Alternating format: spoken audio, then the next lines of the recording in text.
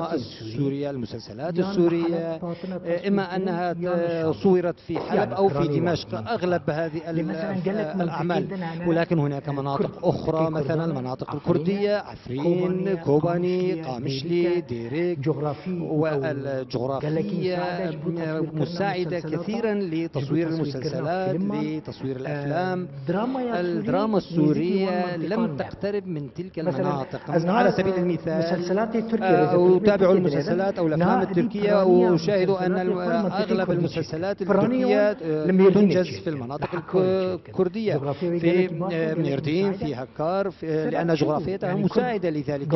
ما هو السبب أن الكرد يشكون من هذه الحالة؟ أن مناطقهم، أن الكاميرا لم تقصد مناطقهم للتصوير مثلا تحذنك مثلا جارك بتشيل سوريا. مثلا أن تذهبي لتصوير مسلسل أو فيلم في عفرين مثلا؟ طبعا.